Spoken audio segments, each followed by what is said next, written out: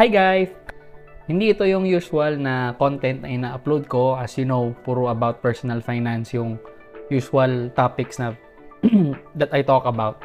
Pero I wanted to upload this snippets nung trip namin sa Taiwan so that I can have personally a memory nung nangyari or nung mga ginawa, mga kinain, mga pinuntahan na lugar nung nag-Taiwan kami just 2 weeks ago, I think.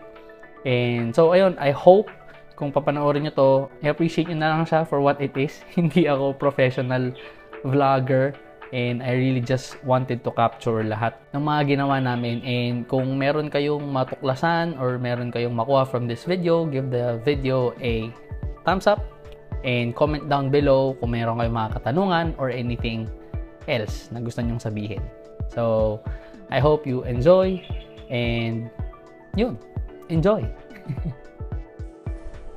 After namin pumila ng mga isang oras mahigit sa immigration, yan, kumain kami ng overpriced, airport-priced na tapsilog sa Kamam. Tapos, after a few minutes, boarding na din naman. Hindi na masyadong matagal inantay namin. So, ayan, naglalakad na kami. Hindi yun yung airport namin. Tinignan ko lang. Tapos, after siguro 1 hour of flying, sinerve na sa amin yung food. Kasi umorder si mami nung nagbo-book siya. Ang napunta sa akin is yung nasi lemak na I would tell you guys, kung ayaw nyo nang maanghang, do not order that. It will ruin your insides. And finally, we are here in Taiwan. Welcome to Taiwan, sabi siya. Ayan. Hi, mami. Ang lamig, guys. Lalamig. Sabi ko nilalamig na ako. Naka-t-shirt lang kasi ako for 3 days dyan sa Taiwan. And nandito na kami ngayon sa sasakyan, yung sundo namin, na na-late kami kasi ang tagal ng immigration.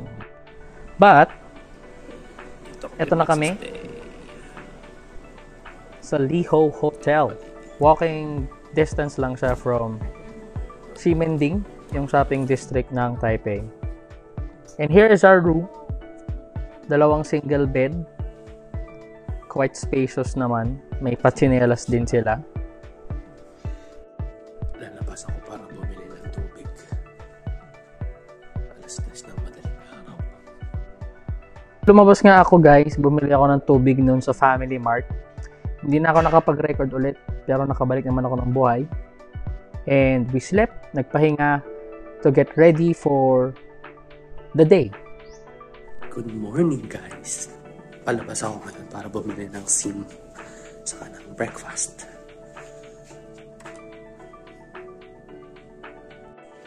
Yes, tama po ang nakikita nyo. Yan ay isang Hello Kitty na 7-Eleven. Yan ang itsura niya from outside. As you can see, yun yung 7-Eleven.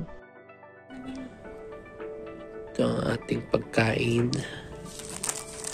Tapos itong tea eggs.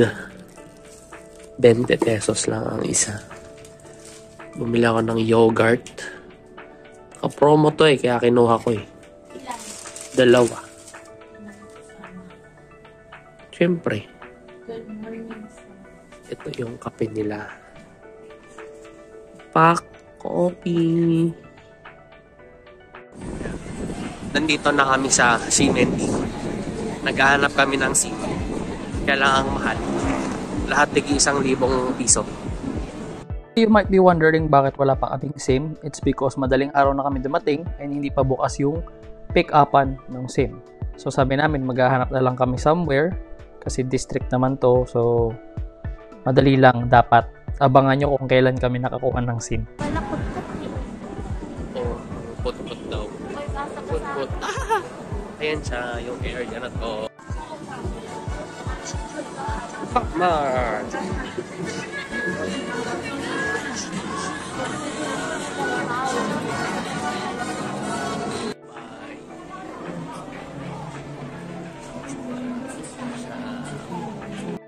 Hey! So ito yung una naming milk tea sa Taiwan, and as we all know, Taiwan ang capital ng bubble milk tea.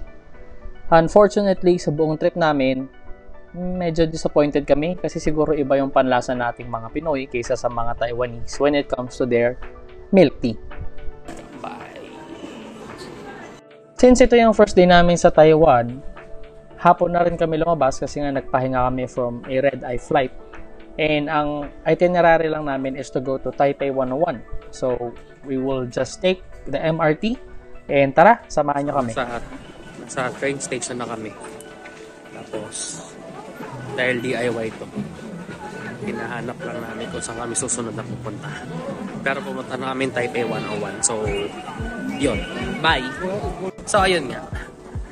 Mali kami ng sinakentry. Ibang direction. So, pumaba lang kami isang station, tapos pabalik na kami doon sa tama. Ang taas ng inakit namin hagdan, kaya pagod na kami. Yun lang. Huwag kayong magkakamali ng direction. Check nyo muna bago kayo sumakay. After ng aming pagkakamali, nandito na kami finally sa tamang waiting area. And as you can see, ang ganda ng kanilang waiting area. And even yung mga guide nila sa train station. Lahat ng escalator na lalabasan mo kung saan street ka lalabas, nakalagay. Diretso lang ako. Taipei 101! Alagta ka niya! Saan kami galing? Ito na yung mall and observatory. Saan na siya?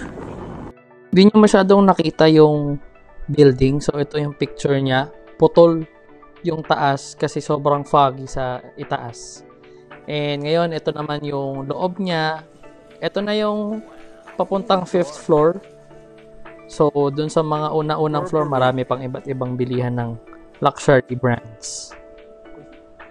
Tapos, nandito naman na tayo ngayon sa entrance ng mismong observatory. Yung bilihan ng ticket.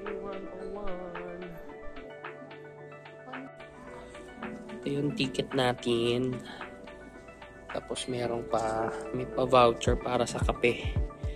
Tapos may tourist card privileges, sabi niya. Hindi ko alam magkano yung discount. Hindi ko na nakunan yung elevator ride na sobrang bilis. Parang ilang seconds lang up to the 88th floor. Kasi sobrang sikip ng elevator, hindi ko na nalabas yung phone ko.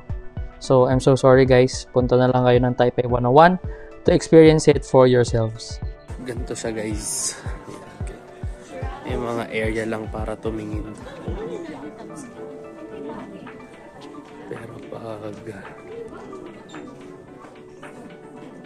malapit tayo.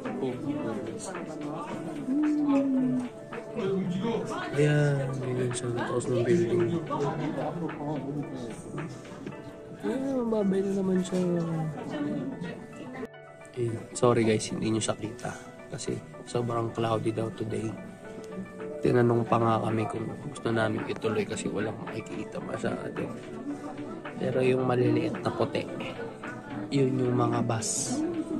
Ganun sila kaliit from here.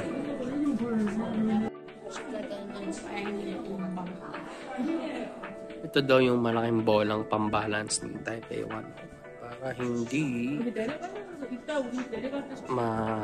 magewang-gewang. Ayan. So, dyan siya nagbabalance sa eme. Ang tawag sa kanya ay si wind damper. Nandun yung name. Hindi nyo kita kasi madilim. Skydeck. Punta. Ilakad lang namin to guys mula sa first floor. Char!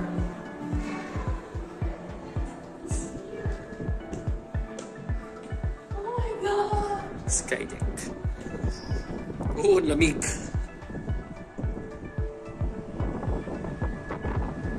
Hey.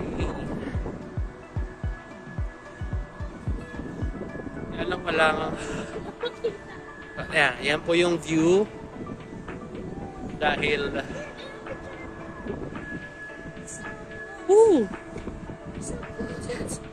yet so far, yan yung pinakataas guys. After namin magpunta ng observatory deck na wala naman kami napala, bumaba na kami tapos umuwi na. Gabi na. Yan siya. Dito na kami sa labas guys. Oh, ang karwahe ni Cinderella. Mga bus pauwi at may carousel. So, we are back here at Ximending to have our dinner. Napag-usapan namin na ang dinner namin will be yung mga pagkain lang na nandito sa lugar na to. So, let's go. Nag-start kami with J&G Fried Chicken. Siya daw si Taiwan #1 fried chicken. At it is the Taiwanese fried chicken that's giving nostalgia. At totoo yun. Kasi ngayon, hello, namimiss ko yung chicken na yun. Ang maganda rin dun sa mga food stalls dito sa Taiwan, kanya-kanya ng task yung staff, kaya mabilis lang yung pagbibigay nila ng order kahit na mahaba yung pila. Chicken, french fries, kamote. Hindi ko na nakunan, pero masarap siya guys. I-try nyo siya. So, ito naman yung street kung saan lahat ng gusto mong kainin siguro nandito. And bumili kami niyan. Yan yung rice wrap na sausage. Medyo weird pero isang buong meal na siya in itself. Tapos, tingnan nyo, ang ganda ng colors ng mga prutas natin. Bili din kayo niyan. Ito namang handmade radish cake. Bumili din kami niyan. Ayun siya, oh.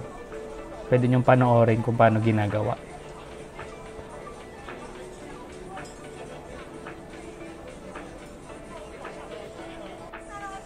Close up. So, ayan siya. Masarap yung sauce niya. Nakakaaliw lang kainin. At ito siya, nakita namin itong stinky tofu na stall. At totoo, ang baho niya kapag niluluto siya. Kapag kinain nyo siya, para lang naman siyang normal na tokwa. Pero may amoy siya eh. Kaya, ayun. At ito na ang legendaring pila ng Xing Fu Tang.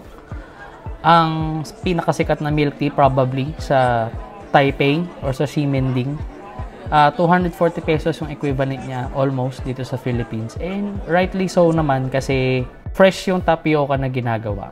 Tapos ito, meron silang pakulo wherein pipili ka ng isang number mula dun sa mga stick. Tapos hahanapin mo yung corresponding number sa mga maliliit na drawer na to.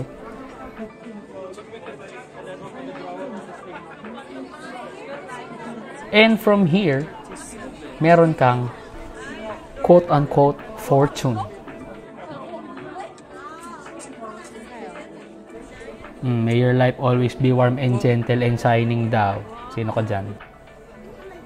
Ayan siya. So, yan yung actual na paggawa ng tapioca balls. Talagang fresh siya. Hindi siya chemically produced or artificially produced rather. And ayan oh, grabe yung dami ng baso. Meron kaming Filipino na nakasabay. Kasunod lang namin sa pila. Grupo sila na 20 plus. Sa kanila lahat yan. Ang lupit nga kung paano nila binitbit yan. Dalawa lang sila eh. O, diba? Satisfying.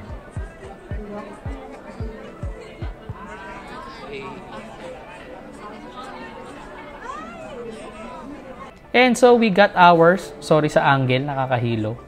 Pero, I would say, masarap siya. Pero for its price, pwede naman umulit. At finally, uwi na kami. Lamig na lamig ako niyang mga panahon na yan. Yan. So, tapos na yung vlog natin for today. Pagkatapos naming bumili ng milk tea, umuwi na rin kami. And, thank you for watching. I hope may nakuha ka dito sa vlog na to. And watch out for the next 3 videos pa about our trip sa Taiwan. Bye!